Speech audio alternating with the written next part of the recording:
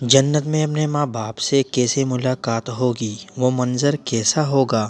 جنت میں کن کن رشتہ داروں سے ملاقات ہوگی؟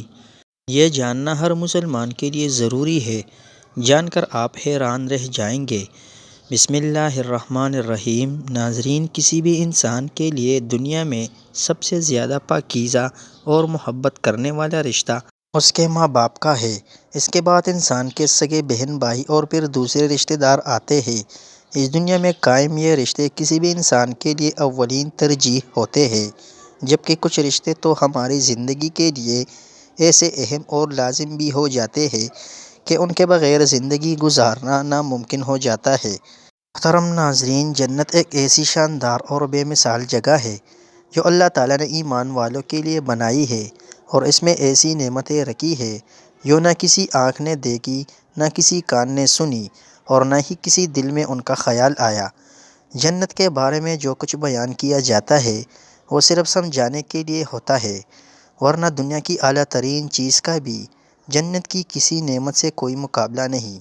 لیکن اب سوال یہ ہے کہ کیا انسان کی نہ ختم ہونے والی زندگی میں بھی ہمارے یہ اہم اور پاکیزہ رشتے کیا ہمارے ساتھ ہوں گے؟ یعنی جنت میں یہ سوال اکثر ہمارے ذہنوں میں آتا ہے کہ اس دنیا میں ہمارا سب سے عظیم رشتہ یعنی ہماری ماں کیا جنت میں بھی ہمارے ساتھ ہوگی؟ یہ احادیث کی روشنی میں اس سوال کا جواب تلاش کرتے ہیں۔ احادیث میں ہے کہ جب کوئی روح علیین میں پہنچتی ہے تو وہاں پر موجود روحیں اس سے ملنے آتی ہے اور دنیا میں اپنے رشتہ داروں کے بارے میں معلوم کرتی ہے۔ اس طرح سے جب کوئی انسان مرنے کے بعد علیین میں پہنچتا ہے تو اس کے رشتہ دار اس سے ایسے ملتے ہیں جیسے کسی دور دراز سے آنے والے مسافر سے ملاقات کی جاتی ہے، اور دونوں آپس میں مل کر بہت خوش ہوتے ہیں۔ ارشاد باری تعالیٰ ہے، اے میرے بندو، آج تم پر نہ کوئی خوف طاری ہوگا اور نہ تم غمگین ہوں گے۔ میرے وہ بندے جو ہماری آیتوں پر ایمان لائے تھے اور فرمانبردار رہے تھے، تم بھی اور تمہاری بیویاں بھی خوشی سے چمکتے چہروں کے ساتھ جنت میں داخل ہو جاؤ۔ ان کے آگے سونے کے پیالے اور گلاس گردش میں لائے جائیں گے، اور اس جنت میں ہر وہ چیز ہوگی جس کی دلوں کو خواہش ہوگی اور جس میں آنکھوں کو لذت حاصل ہوگی۔ ان سے کہا جائے گا کہ اس جنت میں تم ہمیشہ رہو گے۔ محترم ناظرین، ان آیات سے یہ ثابت ہوتی ہے کہ جنتی مردوں کی بیویاں بھی جنت میں ان کے ساتھ ہی ہوگی اور ایک ساتھ ہی جنت میں رہیں گے۔ وہاں جنت میں انہیں ہر چیز مہیا کی جائے گی جس کی وہ خواہش کرے گی۔ حضرت ابو ہریرہ رضی اللہ تعالی عنہ سے روایت ہے کہ رسول کریم صلی اللہ علیہ وآلہ وسلم نے ارشاد فرمایا، جس وقت کوئی مومن بندہ مرنے کے قریب ہوتا ہے تو رحمت کے فرشتے سفید ریشمی کپڑا لے کر آتے ہیں اور روح سے کہتے ہیں کہ نکل جا، تو اللہ سے رضامند ہے اور اللہ تجھ سے رضامند ہے، اللہ تعالیٰ کی رحمت کی جانب اور اس کے رزق کی جانب اور اپنے پروردگار کی جانب جو کہ غضب ناک نہیں ہے۔ پھر وہ روح اس طرح معطر حالت میں نکل جاتی ہے جس طرح سے عمدہ خوشبودار مشک، اور فرشتے ہاتھ پر اسے اٹھاتے ہوئے آسمان کے دروازوں پر لے جاتے ہیں تو آسمان والے فرشتے کہتے ہیں، کیا عمدہ خوشبو ہے جو کہ زمین سے آئی ہے۔ پھر اس کو اہل ایمان کی ارواح کے پاس لاتے ہیں تو وہ ارواح خوش ہوتی ہے، اور یہ خوشی اس خوشی سے بھی زیادہ ہوتی ہے جو کسی بچھڑے ہوئے کی آمد سے انسان کو میسر آتی ہے۔ پھر وہ پہلے سے موجود مومنین اس نئے آنے والے سے دریافت کرتے ہیں کہ فلاں آدمی نے کیا کیا اور فلاں آدمی کا کیا ہوا، یعنی جس شخص کو دنیا میں چھوڑ کر گئے تھے اب وہ کس طرح کے کاموں میں مشغول ہے۔ پھر انہی میں سے چند ارواح آپس میں ایک دوسرے سے کہتی ہے کہ ابھی ٹھہر جاؤ اور اسے چھوڑ دو کیونکہ یہ دنیا کے غم میں مبتلا تھا۔ یہ روح پوچھتی ہے کہ کیا وہ شخص ابھی تم لوگوں کے پاس نہیں پہنچا؟ وہ تو کب کا مر چکا تھا۔ اس پر وہ روحیں کہتی ہے کہ پھر تو وہ جہنم میں گیا ہوگا۔ محترم ناظرین، پیارے نبی حضرت محمد صلی اللہ علیہ وآلہ وسلم نے فرمایا کہ تمہارے اعمال تمہارے ان رشتہ داروں اور خاندان والوں کے سامنے جو آخرت یعنی عالم برزخ میں ہے پیش کیے جاتے ہیں۔ اگر نیک عمل ہو تو وہ خوش ہوتے ہیں اور کہتے ہیں کہ اے اللہ آپ کا فضل اور رحمت ہے، پس اپنی یہ نعمت اس پر پوری کیجیے اور اس پر اس کی موت دیجیے۔ اس طرح ان پر گناہ گار شخص کا عمل بھی پیش ہوتا ہے تو کہتے ہیں اے اللہ اس کے دل میں نیکی ڈال دے جو تیری رضا اور قرب کا سبب ہو جائے۔ مختلف روایات سے معلوم ہوتا ہے کہ جنت میں مختلف رشتہ دار ایک دوسرے کو پہچانتے ہوں گے اور ایک دوسرے سے ملتے جلتے رہیں گے، اور ان میں سے بعض کو ایک ساتھ رکھا جائے گا۔ سورۃ طور کی آیت نمبر 21 میں اللہ سبحانہ و تعالیٰ کا فرمان ہے، اور جو لوگ ایمان لائے اور ان کی اولاد نے بھی ایمان میں ان کی پیروی کی تو ان کی اولاد کو ہم انہی کے ساتھ شامل کر دیں گے اور ان کے عمل میں سے کسی چیز کی کمی نہیں کریں گے۔ حضرت ابن عباس رضی اللہ تعالیٰ عنہ سے مروی ہے، بے شک اللہ تعالیٰ مومن کی آنکھوں کو ٹھنڈا کرنے کے لیے اس کی اولاد کو ان کے اصل مقام بلند کر کے ان کے پاس اس کے درجے میں پہنچا دیں گے، اگرچہ یہ اولاد اپنے اعمال کے اعتبار سے اس درجے تک نہ پہنچتی ہو۔ پھر آپ صلی اللہ علیہ وسلم نے یہ آیت تلاوت فرمائی، اور جو لوگ ایمان لائے ہیں اور ان کی اولاد نے بھی ایمان میں ان کی پیروی کی۔ اس سے معلوم ہوتا ہے کہ انسانوں کی اولاد کو اس کی خواہش کے مطابق ان کے ساتھ ہی رکھا جائے گا۔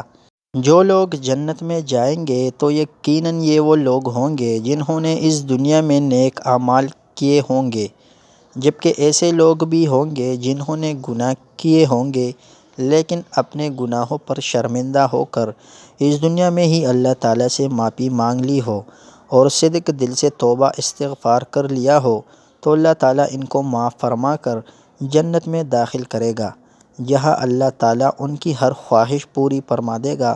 اور یقیناً اس کی خواہش میں سے ایک خواہش یہ بھی ہوگی کہ دنیا میں اس سے جو بھی گناہ سرزد ہو چکے ہو یا کوئی گناہ والے اعمال اس نے کیے ہو تو اس سے وہ تمام اعمال بلا دیے جائیں گے، کیونکہ جنت امن اور سکون کی جگہ ہوگی جہاں منفی خیالات اور غم و غصہ کی کوئی گنجائش نہ ہوگی، اور ایک مومن اور جنتی کے لیے ہر طرف خوشحالی ہی خوشحالی ہوگی، جیسا کہ سورۃ بقرہ کی آیت نمبر 25 میں ارشاد باری تعالیٰ ہے، اور جو لوگ ایمان لائے اور نیک عمل کرتے رہے ان کو خوشخبری سنا دو کہ ان کے لیے جنت کے باغ میں جن کے نیچے نہریں بہہ رہی ہے، جب انہیں ان میں سے کسی قسم کا میوہ کھانے کو دیا جائے تو کہیں گے یہ تو وہی ہے جو ہم کو پہلے بتایا گیا تھا، اور انہیں ایک دوسرے کے ہم شکل میوے دیے جائیں گے، اور وہاں ان کے لیے پاک بیویاں ہوں گی اور وہ جنت میں ہمیشہ رہیں گے۔ محترم ناظرین، ایک اور حدیث میں ہے کہ رسول اللہ صلی اللہ علیہ وسلم نے فرمایا، جب اہل جنت جنت میں داخل ہوں گے اور ان میں سے کسی کو اپنے بھائیوں اور رشتہ داروں سے ملنے کی خواہش ہوگی تو اس کا بستر اسے اڑا کر ان کے بستروں کے برابر پہنچا دے گا، اور پھر دونوں تکیہ لگا کر دنیا میں گزرے ہوئے دونوں کے بارے میں باتیں کرنے لگیں گے۔ ان میں سے ایک اپنے ساتھی سے کہے گا کہ اے فلاں، تمہیں یاد ہے کہ اللہ نے فلاں دن اور فلاں فلاں جگہ پر ہماری مغفرت فرمائی تھی، اس طرح کہ ہم نے اللہ سے دعا کی تھی اور اللہ نے ہمیں مغفرت کا پروانہ عطا فرما دیا تھا۔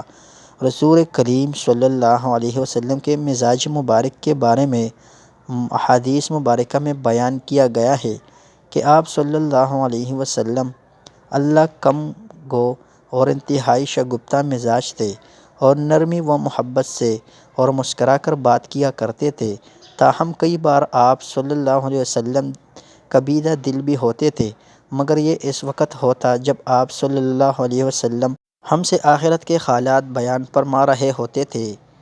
امام عسقلانی فرماتے ہیں، یہ کہا گیا ہے کہ آپ صلی اللہ علیہ وآلہ وسلم صرف آخرت کے امور میں ہنسا کرتے تھے، اگر کوئی معاملہ دنیا سے متعلق ہوتا تو اس پر آپ صلی اللہ علیہ وسلم صرف تبسم فرمایا کرتے تھے۔ آپ صلی اللہ علیہ وسلم نے ایک بار صحابہ کرام کو یہ آگاہ کیا کہ روز محشر جب کسی کو جہنم سے نکال کر جنت میں بھیجا جائے گا تو اس کی حالت کیا ہوگی؟ اس پر آپ صلی اللہ علیہ وسلم نے ہنس کر واقعہ کا احوال بیان کیا۔ بخاری شریف اور مسلم شریف میں یہ متفق حدیث مبارک یوں بیان کی گئی ہے، حضرت عبداللہ بن مسعود رضی اللہ تعالیٰ عنہ سے روایت ہے کہ حضور نبی کریم صلی اللہ علیہ وسلم نے فرمایا، مجھے اچھی طرح معلوم ہے کہ سب سے آخر میں جہنم سے کون نکالا جائے گا یا سب سے آخر میں کون جنت کے اندر داخل ہوگا۔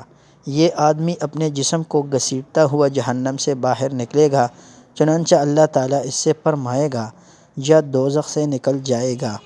تو پھر دوزخ کی طرف پلٹ کر دیکھے گا اور دوزخ سے مخاطب ہو کر کہے گا کہ بڑی بابرکت ہے وہ ذات جس نے مجھے تجھ سے نجات دی، اور اللہ تعالیٰ نے مجھے وہ نعمت عطا فرمائی ہے کہ اولین و آخرین میں سے کسی کو بھی وہ نعمت عطا نہیں فرمائی۔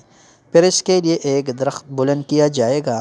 وہ آدمی کہے گا کہ اے میرے پروردگار، مجھے اس درخت کے قریب کر دیجئے تاکہ میں اس کے سائے کو حاصل کر سکوں اور اس کے پھلوں سے پانی پیوں۔ اللہ تعالیٰ فرمائیں گے، اے ابن آدم، اگر میں تجھے یہ دے دوں تو پھر اس کے علاوہ اور کچھ تو نہیں مانگے گا؟ وہ عرض کرے گا، مالک کہ نہیں، اے میرے پروردگار۔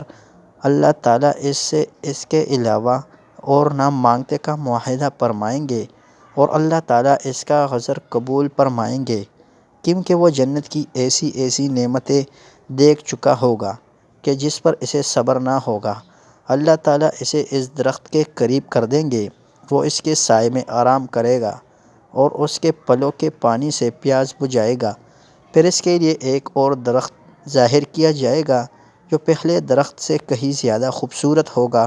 وہ آدمی عرض کرے گا، اے میرے پروردگار، مجھے اس درخت کے قریب فرما دیجئے تاکہ میں اس کا سایہ حاصل کر سکوں اور اس کا پانی پیوں، اور اس کے بعد میں اور کوئی سوال نہیں کروں گا۔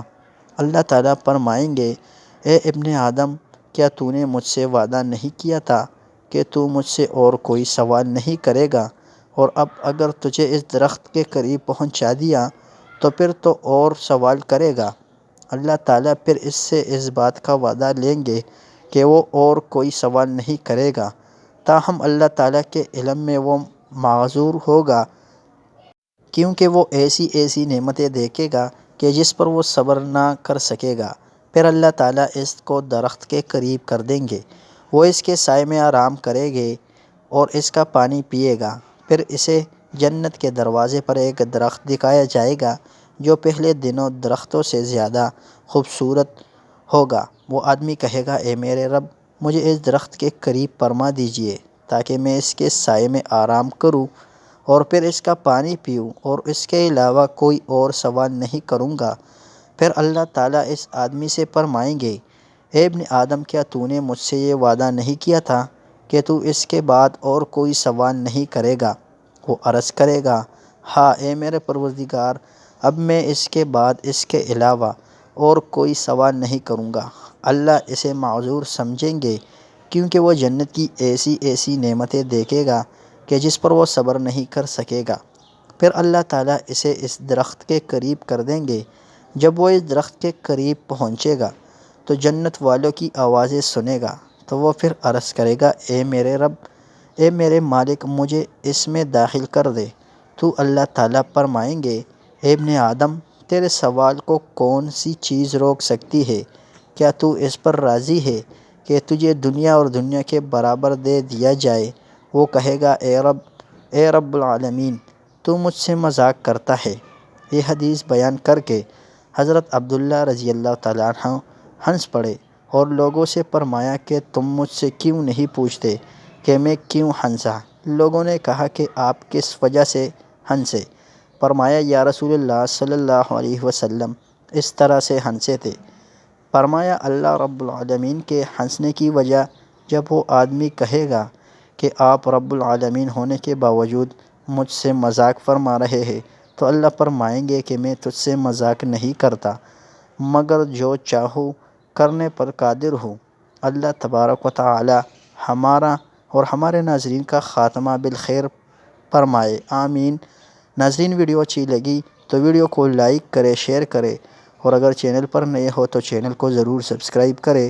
اللہ تعالیٰ کے 99 ناموں میں سے ایک نام کمنٹ میں ضرور ٹائپ کرے۔ خدا حافظ۔